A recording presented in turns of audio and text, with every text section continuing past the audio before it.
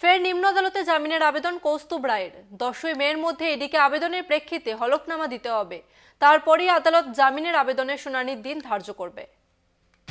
প্রতিবাদহীন বোবা সময়, আদালত দিল সুযোগ। Jail is exception, bail is rule. 291 দিন জেল হেফাজতে কলকাতা টিভির সম্পাদক কৌস্তুভ রায়।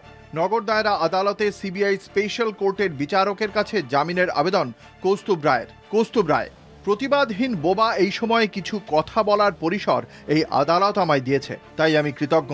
হুজুর, এই মামলায় মূল অভিযুক্ত ও ইডি হাতে হাত মিলিয়ে চলছে, তাই আমার বিচার প্রক্রিয়া বিলম্বিত হচ্ছে। বিচারক, আমি আপনার বিষয়টা সম্পূর্ণ স্টাডি করেছি।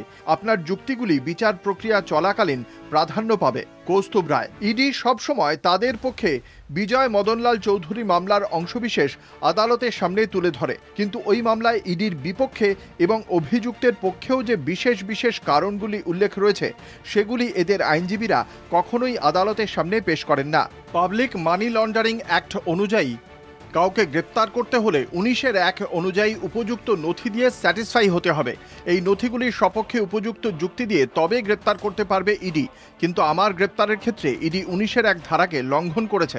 বিজয় মদনলাল চৌধুরী মামলার রায়ের 323 থেকে 326 অনুচ্ছেদ পড়ে দেখার অনুরোধ করছি। অন্য আইন থেকে পিএমএল এর পার্থক্য রয়েছে। এই আইনে যার বিরুদ্ধে অভিযোগ তাকেই প্রমাণ করতে হবে যে সে নির্দোষ। বিচারক, এই বিষয়গুলি আপনি বিচার প্রক্রিয়া চলার সময় বলার সুযোগ পাবেন। আপনার মামলায় মাত্র 13 জন সাক্ষী, তাই আমি এই মামলাটি দ্রুত সম্পন্ন করতে চাই। কৌস্তুভ, আমার বিরুদ্ধে সাক্ষী 2 জন, মূল অভিযুক্ত মনোরঞ্জন রায় ও তদন্তকারী অফিসার। মূল অভিযুক্তকে আমি কখনোই সাক্ষী চলাকালীন ক্রস করতে পারি না, কারণ আমিও একজন অন্যতম অভিযুক্ত। আমার উচ্চ আদালতে কোনো মামলা বিচারাধীন নেই, আমি আপনারই দ্বারস্থ। বিচারক, আপনি সেই সুযোগ পাবেন, কিন্তু আপনার বক্তব্য শোনার মতো কোনো আবেদন এই আদালতে নেই।